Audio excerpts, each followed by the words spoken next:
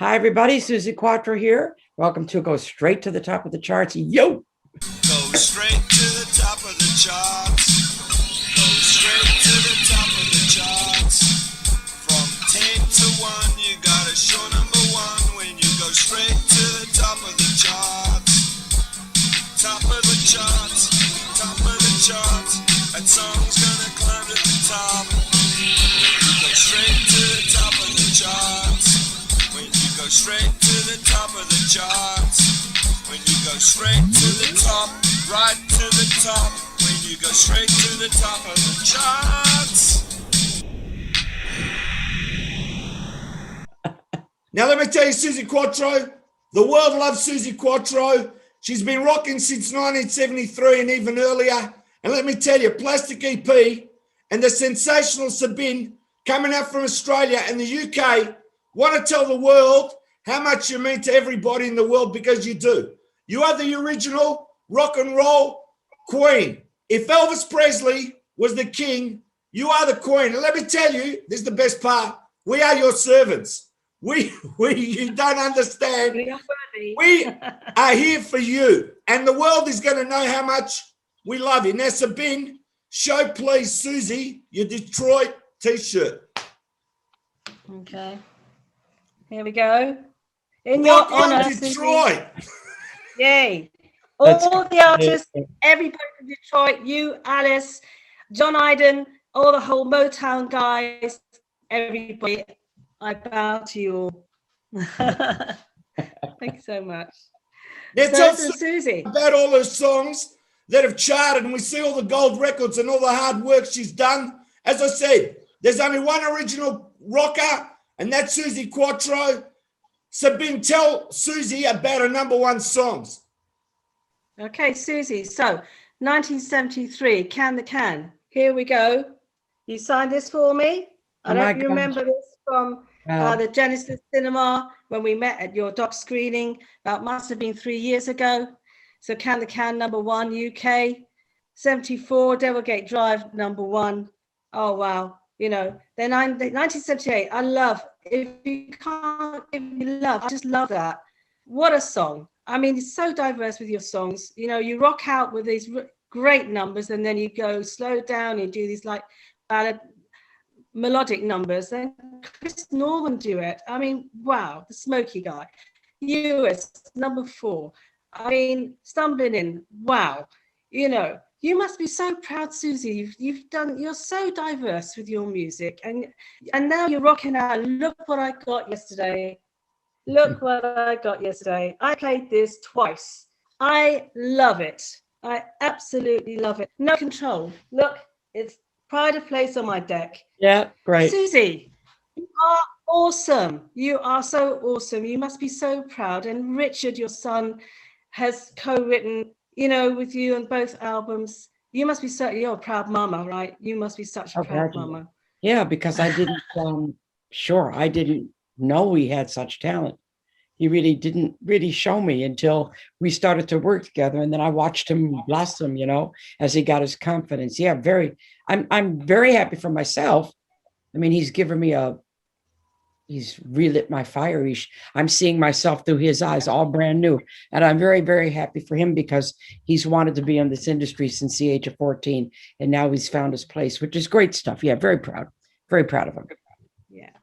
And so next year, and I'm really looking forward to the album, Suzi. It's been such a tough time for musicians. You know, we're starved of live music. As you know, I mean, a lot of musicians have been very creative. You've been so super creative, and during lockdown.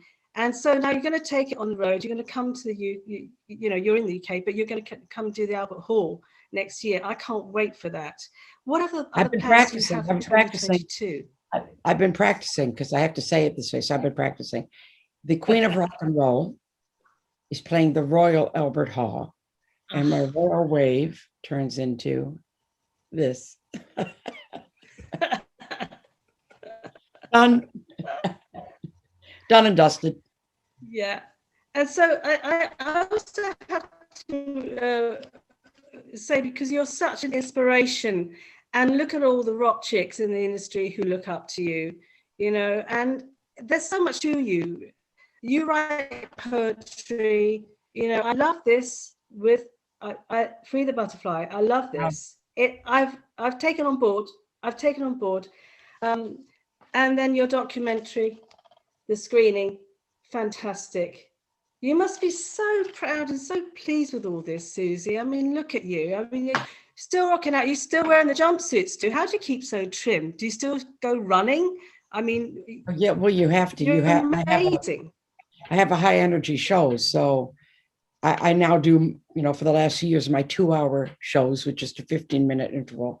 So that's 2 hours of running across the stage with a bass strapped on and a hot leather suit, singing, playing. Yeah. So if you're not fit, you're not going to be able to do that. And my husband gets quite annoyed with me when I come off at the end of the 2 hours. He always says it, you're not out of breath even. And it makes me laugh. But I haven't been on the road now since I think September was the last gig. I did one show in Denmark. So I'm in the gym and I have been recording. So that's working. I go in the front room. I practice my set with my live CD, you know. I try to keep the level of fitness up here so that when the time comes that we can come back on the road, I'm ready. But the body has a memory. And I've been exercising since 1964, basically. Wow, it's truly, I'm so in awe. Because I'm small. I'm 62. I'm just under 5 foot. You know, I've been trying to shake off a stone during lockdown. I haven't exercised by now, you know. But if I could lose a stone and get into my jumpsuit, I'd be so pleased, you know. So acting, this stage work and everything, you know. Suzi, have you ruled out any you know, stage TV work? Because you have done so much. Your CV and TV and stage, wow, you know. But do you have anything in the pipeline for next year? Well, you know? sure. We got there's gigs in the book from May onwards this year, but it's like every day, everybody, you know, they're still confirmed. Who knows? It's April. I don't know. Yeah. I think 18th of May is the first one. And then, you know, then you'll get the call and they'll say, oh, we have to postpone to that. But everybody's just waiting. But I'm writing for the next album right now. And I just finished book number 5. It's ready to go to the publishers. Wow. It'll be the 3rd in this series of illustrated.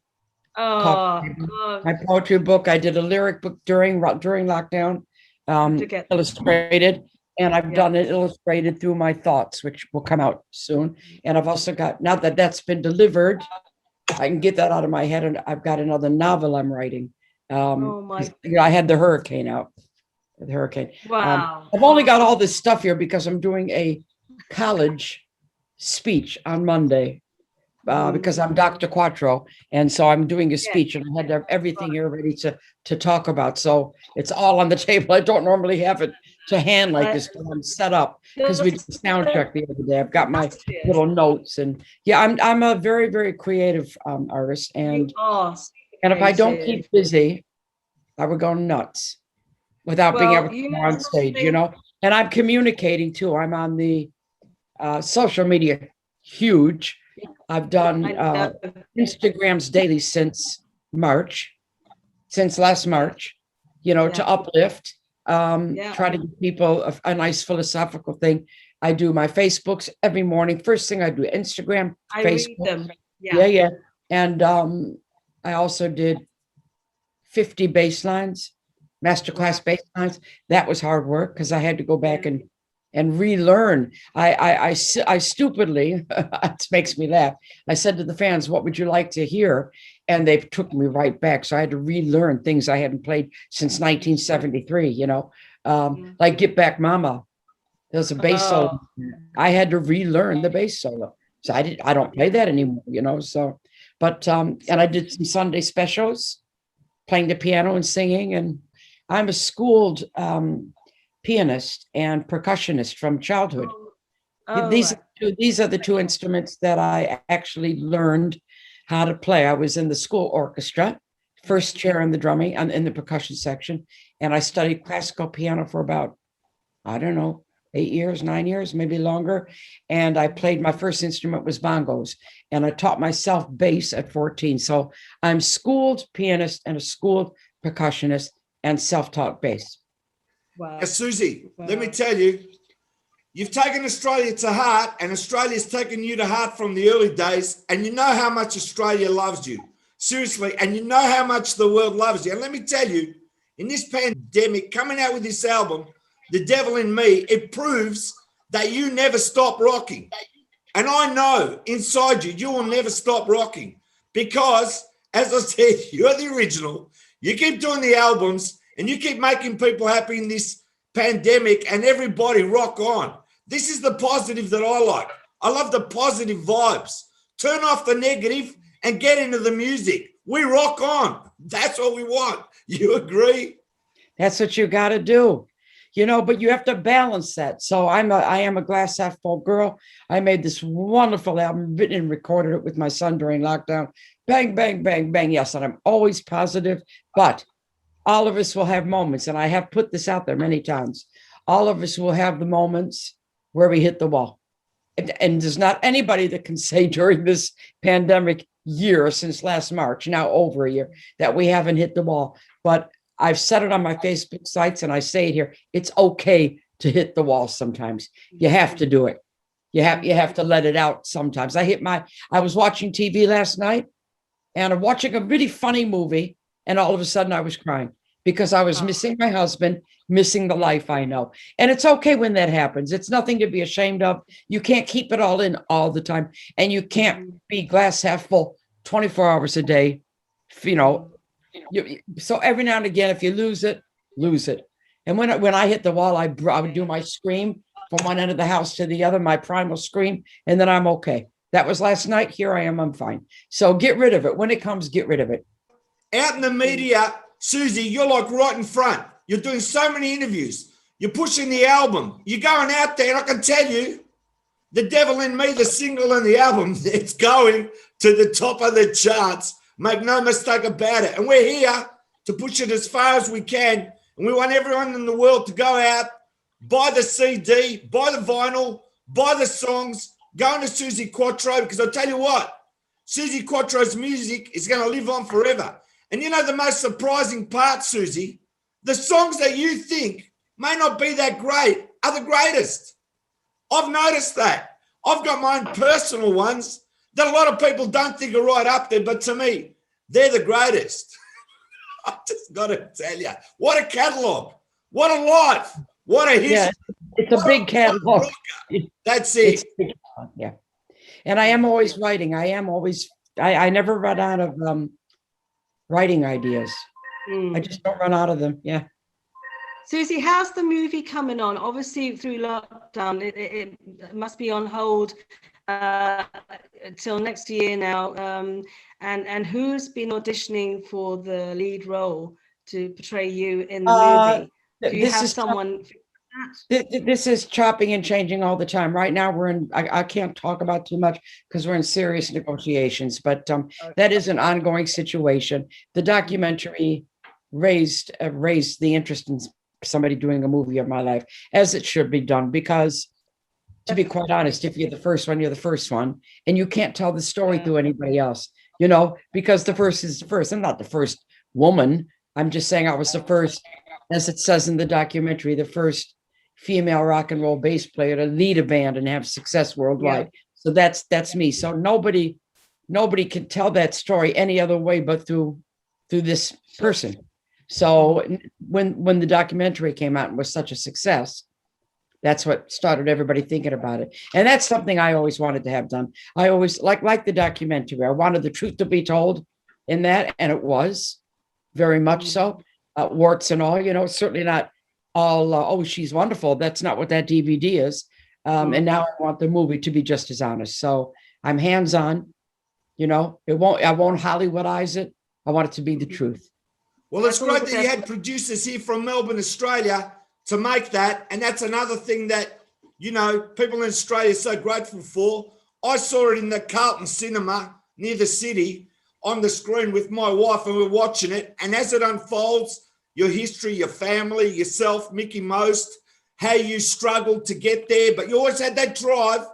And being there on your own in London and doing it yourself, when you look back and you think and you see the greatness, no matter what doubt comes in your mind or wherever you're going, the minute you hit the top with that leather outfit and those songs, it's like bang, the whole world switched on Suzi Quatro. And from there, it's like zoom, and you haven't stopped. And that's what it's all about. I haven't stopped, and I don't want to stop, you know. I don't even pay attention to age. No. I don't do gender, and I don't do age. Done. I do neither. Suzi, can I just ask you about your ego room? What a great thing. I mean, I have my ego corner because I have all my Chuck Berry picture, and I have so many stories anyway. I'm writing my memoirs. I have to. I've got Gemini rising. I'm a Capricorn. Hey, I can relate to all that. You know, I'm very. I've got a lot of Capricorn. I got a lot of Capricorn in my chart, by the way. Yeah, good. Well, I have a lot of Gemini and I have Sagittarius too, but hey, so I'm very into all that. But your ego room, I love it. I've seen it obviously, in things.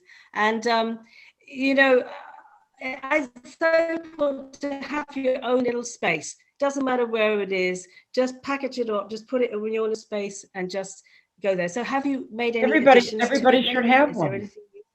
Yeah, everybody should have one. I like it, this particular one. And I always saved everything right from when I first started when I was 14. I saved everything. And I like it that you have to go up 2 flights of stairs. This is to your ego room. You have to go up 2 flights of stairs and down this long corridor. It's a very old house I live in, 1590, it was finished. So it's like this, ceilings and all, you got to duck to get to this door of the ego room. And then there's a big heavy wooden door and a sign. I had a sign made and it says ego room, mind your head. And you go in and you see, the first thing you see is This Is Your Life from the TV show, The Big Red Book, which it is. This is your life. And then when you look around that room, you see scrapbooks, videos, awards, pictures everywhere. You've got your stage passes here. I'm looking at the room now. More pictures, CD shows, all my one rack, complete rack full of clothes, jumpsuits, leather jackets, some bases, more awards, more videos, everyththing. And you go in there and it's the quietest, most peaceful room in the house. That's really special. And you can just look, maybe watch something, maybe pull something out, whatever, do whichever you want to do. Enjoy, remember, whatever. And the important part is you come out of that room and you close the door, which is how I've lived my life. I think it's wonderful. Yes, everybody has a professional ego. Otherwise you wouldn't do what you do.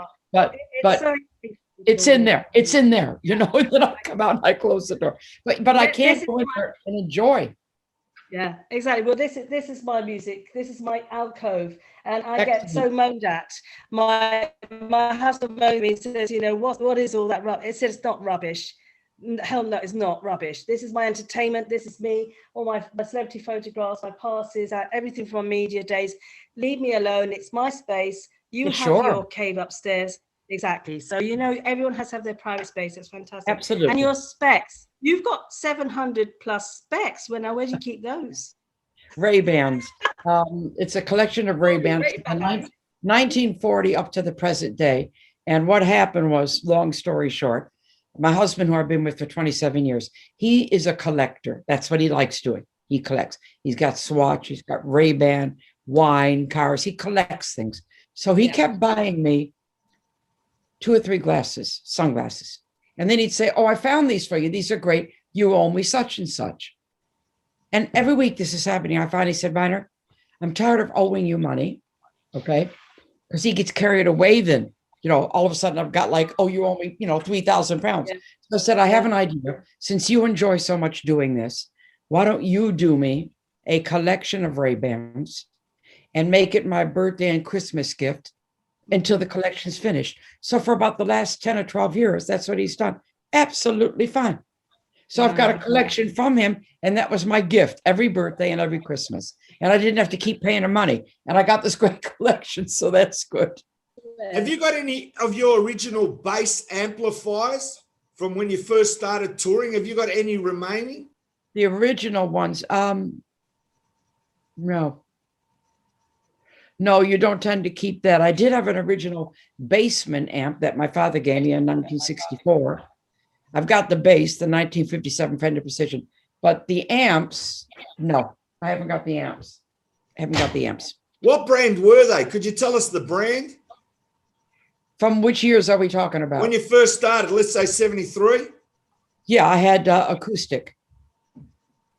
Mickey went out and bought me acoustic amps because they had just been developed. Bass was always notoriously difficult to mic on stage, always was to carry. So they acoustic made these reflex cabinets, which threw the sound out. And when I started the band, just before Can the Can, Mickey went out and got me equipment, and he said, "This is Suzi's band. It's Suzi Quatro. She gets the best equipment." And he bought me these acoustic cabinets, which were great. Really, really great. Yeah. And then I went to Orange for a while, and now I'm back on Orange again. What else did I use? Ampeg I used for a while, but I'm back on Orange again now. You know, it's fantastic what you've got in the way of equipment. And I've got to say, your look, the original look, nothing beats it, Suzi. I got to tell you, as I said, like in 1973, when I was in high school, and I've got to say Camberwell High School, right? And another famous celebrity went there as well. I won't mention who. But I remember everybody running into the music room with your album, the original one, and everyone's looking at it and going, wow, she's beautiful. Like, I've never seen anything like it. She rocks just in the leather. And I've got to tell you, that's a lasting impression. That's an image. Yeah, that is, and that's that iconic. That is that iconic photo. It's just done the rounds, you know, and it's so funny because I always have to tell that story because it was a pivotal moment in my life. So I tell the story. We had been on the tour, got the band together, you know, so we were happening then. We'd done the Slade tour, so we got nice and tight, doing all my own material. And the band was ready. And then Mickey had just signed Chin and Chapman. And he asked me, can they come see you and see what you're doing? And maybe they can come up with the 3-minute single. So if you listen to the first album, it's all boogie, mostly my own songs, all on that level, all that same. Mike went away and wrote Can the Can. Anyway, we recorded it. And Mickey said, that's going to be a number one, going to be a number one. And he then said, we have to talk about image. Then it got important. We need to do your proper photo session. What do you want to wear? I said leather. He said no. I said yes. He said no. I got my way. And then he said, what about a jumpsuit? And I said, okay, great. And I say this all the time because it's true. I honestly, in my naivety, had no idea that it was going to be a sexy outfit. All I thought about was jumpsuit, great. I can jump all over the place and everything will stay in one place. I had no idea till I saw the pictures back. Then I had an idea. And I was standing on the table. The song was playing on the speakers. The photographer was in front of me. The band were draped around my legs. And pivotal moment. So Can the Can's playing. I'm in my first leather jumpsuit. The band are around me. Photographer. And he said, okay, give me that Suzi look. And I all of a sudden had one. I just took a pose, and that is exactly who I am. But I didn't know I had this. But when he said, give me that, I want a Suzi, no, he said, I want a Suzi Quatro look. And then I just kind of knew, I knew who I was. It all, like a big jigsaw puzzle falling into place. And then we got the photos back, and Mickey was looking to see which ones to choose. And that was when I realized, I went, oh, it's quite sexy, but it makes me laugh how dumb I am, thinking it was just a sensible outfit. I was probably thinking more like a mechanic's overall, you know, that's what I was picturing. Anyway, so it's great that I still wear the same thing now. So I picked my image well. Suzi, in that photo, can I ask your age, if I may? Because you're so Sure. young. I would say I was 23 because it was number one in May, which means the photos would have been done in early 73. Yeah, 23. Okay, but I've in always that photo, you look a bit younger. I got to be honest. I always looked, even now I'm 70, I don't look 70. I've always looked younger than my years. It's just, I've got like a baby face. You do. You look like Yeah. 19 in that photo. I'm serious. I know. Yeah, I've always looked younger than I have. Amazing. That's why I had to ask you about your keep fit routine and you know how you keep healthy and trim and then still get into the jumpsuits, and you're just so amazing, so inspirational, Suzi, for a lot of reasons, you know, to us. And I just wanted to ask you too, Happy Days, because I met Henry Winkler when he came over here to do Hook, the musical, and I met him afterwards and with my daughter. And oh, Henry's so lovely. So have you kept in touch with him at all? Have you kept in touch with any of the Happy Days Yes. team, Oh, yeah, sure. Cast? I'm in touch with Henry. He's been kind enough to give me quotes for both my poetry book and my autobiography, as Ron Howard did for my autobiography. I'm in touch with Ron. I'm in touch with Henry. We do emails, you know. So yes, I made some friends there. So yeah, they're good people, both good people. The fond memories from your Oh episodes yeah, there. yeah. And in fact, I remember talking. Well, first of all, they were all very generous. Henry was really helpful because he knew it was the first time I'd acted, and so was Ron. And I one time asked Ron, it wasn't that long ago, we were talking, and I said, did it ever seem to you that when I joined the cast that I was a new actress and a new person in the show? And he said, no, that's a very strange thing about it. It was like you just came in and it was all very natural. And Ron, it was Ron that said to me, don't ever take acting lessons. And I said, why? And he said, because what you do is natural and don't mess around with it. Yeah. I take that as a big compliment. Yeah. And so you've done so much TV too. Look, you've done Midsummer Murders, you've done Minder. In fact, I did a lot of stuff. Oh, you've done so much TV. I mean, what has for you has been the highlight though? What did you enjoy all of them equally, or was there something just really stood out in your mind that you really enjoyed a lot? When you had such a long career, and I've had so many ups and downs during it, you know, I mean, obviously your first acting job is a thrill, your first #1, the first time you fill a hall full of people, you know, they've come to see you, you can't believe that. My first musical, what a thrill, following in Ethel Merman's footsteps, you know, in the West End, come on. My first book that I published, being on the radio for 15 years. I just remembered New Year's Eve, 2019, I played to 14,000 people. I think that's pretty damn good. Oh my goodness. But the thing is that we saw Elton John at the Joe Louis Arena, and I asked John Iden about this. I don't know if it's still there, but it's a fantastic venue. Did you play there? I'd love to. I mean, is it that I don't know if it's still there. It must still be there. Yeah, I mean, you go back. I've been back and forth. I've been back and forth quite a few times in the past 10 years. First of all, I had my 60th and 65th birthday in Detroit at the Motor City Casino. Everybody came in. That was brilliant. I got the Michigan Rock and Roll Hall of Fame Award. So I went back for that. I went to Texas and got the Woman of Valor Award. I went to LA last January 2020 and got the Chivox Icon Award. I did 4 or 5 trips for my radio show, back and forth. I was doing my documentaries. I did one on Motown, then I did one on the other side of Motown, which was the white rock and roll. I get back quite a bit. And I did songs at each of these ceremonies too. I did a few songs. I went back for a big Dick Wagner charity thing. I went back for that and did some songs, played with Mark Farner from Grand Funk. And I had my sister and my daughter with me and Laurie Lewis singing backgrounds. It was great. So I get back quite a bit. I'd like to get back and work there again. Absolutely, for sure. I need to do some gigs there. What is it that you really enjoy about the UK?